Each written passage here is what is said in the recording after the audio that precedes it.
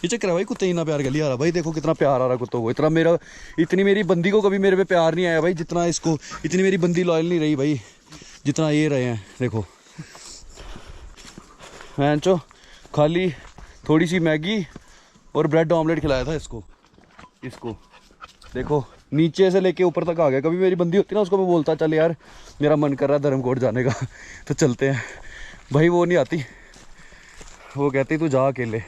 But ये देखो भाई, तभी लोग कहते हैं कि कुत्तों पे भरोसा करो क्योंकि यही लॉयल होते हैं। इंसान लॉयल नहीं है, इंसान मात्र चोद है।